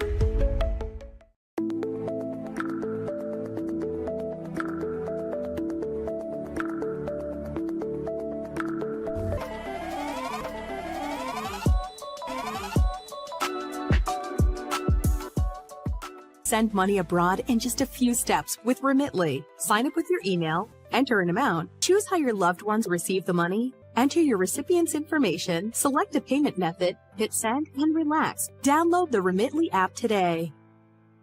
Hi, I'm Mitch, the co-founder of Cake, a sexual health and wellness company designed for today and designed for you. Yes, you. The entire product line can be found at hellocake.com, and it's also available in every Walmart near you.